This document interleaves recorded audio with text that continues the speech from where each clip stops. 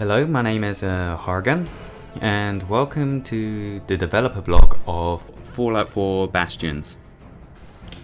Now, with this mod I thought I'd do something a bit different and do developer blogs for the mod as progress is being made to it.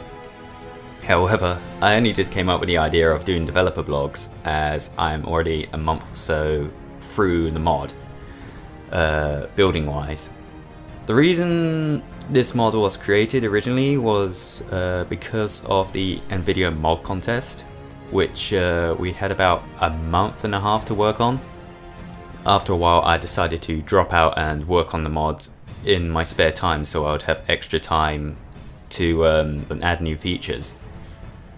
So the basis of the mod is a story-driven mod where the player finds himself caught in a war between two robot factions in the wasteland. Basically, it'll give him opportunities to explore the story and complete the story in many different ways. As of this video being made, I had already done about a month and a half's work on the mod alone, landscaping, scripting, lighting, character development, but I thought with each episode I'll show how I did it in chronological order basically. So to start off, I'll start off with what I made first. Now, when I first came up with the mod, I thought it would be best to make the mod in an area that was sort of out of the reach from many of the settlers in the wasteland. So in a old abandoned field somewhere maybe, and I eventually found this area near the Fort Hagen satellite array, and this was perfect for the mod. And at the time of finding it in the vanilla game, it had a plane crash in the area, and that actually worked quite well with the mod in the end because I could build the main trench camp section around the plane crash, and it showed how you know, they improvised with what happened because of the Great War. Now, starting off making the first trench, I set out to do a command trench and a support trench. One which will be where one of the major characters will be, and one where some of the side quests will be for the mod. And eventually, as I was building on this mod, it grew a bit. It was originally just planned to be the two trenches, but in the end it turned out to be a lot bigger than I originally expected it to be. I ended up adding a shop, I ended up adding fortifications around the area, I ended up adding searchlights and barbed wire and such. And in these areas I added quests themselves. Now, as you can see here in the videos, you can see the transition from the vanilla game, which is completely bare except for the plane crash, and you'll see how radically transformed the area is because of the mod. It practically turns into its own tiny little settlement.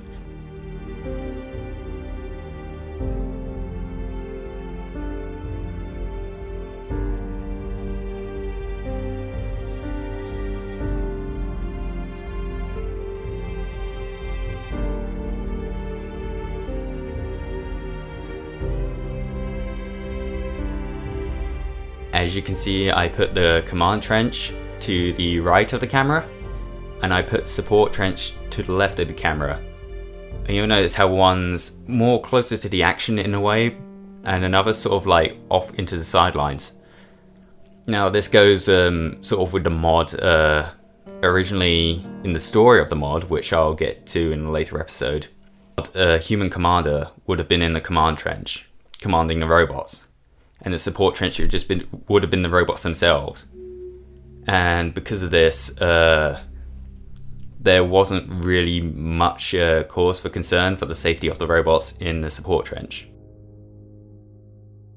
I originally didn't plan to add walls around the area, but as time went on developing the mod, I thought it would be a pretty, well, logical idea. I mean, they're defending the base from another attacking team, or another faction, if you will, it would only make sense to add fortifications around the area instead of it just being 2 trenches, which originally was the plan for the mod. And because of adding the fortifications, I thought it would be cool to add a little vendor area, which eventually turned into the merchant shack that you see in the images here, which is basically, apart from you, the only human that lives on the base and communicates with the robots. This was quite fun actually making this bit. I kind of got a bit inspired by the aesthetics of Blade Runner in the apartment section of the film. Going on to the trenches themselves, many of the trenches were inspired by World War I trenches, which is the poster child for trench warfare, I'd guess. And basically with many of these trenches I copied the designs that you'd see in some of the German trenches in World War I, where you have steel reinforcing the trenches so they won't cave in, and you have like planks on the floor, which makes it easier to move about. And going across this area, I thought it'd be quite nifty to add a little like entrance at the front of the base itself, and this is how you eventually meet the robots. Look at the mod so far. I have to say, when building the trench, one of the main problems was landscaping. The landscape tools were incredibly tricky to work with. You would move a bit of terrain down a tiny bit, and it would take a chunk of the terrain that you didn't want to move along with it. And because of this, it caused problems when creating a small like trench that's big enough for one person, because it would make it bigger than you wanted it to be. So because of this, in some sections of the trench I had to cover it up with mud meshes, and this it resolved the problem, but at the same time it caused new ones because the mud meshes would clip through the other meshes. So some areas of the mod had to be reworked, especially in the first trench. When it came to the other team's trench, I had a lot less difficulty because I knew what I was working with, and at the same time it was a lot less complex design.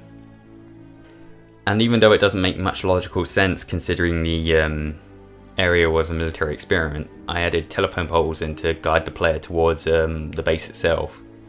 I thought it would be a nifty way of like getting the player towards the base, and it would be a nice little aesthetic to see when walking around the base, which was quite cool putting in there, as well as stuff like the water and the discarded bombs and such. Anyway, that's it for this developer blog. I'll be sure to upload another video detailing some of the tunnels and the command section itself for the military, and then I shall go into the more nifty details of the mod, including the story, the lighting, and even the scripting. Hope you like this video. More details on the mod will follow. Thanks!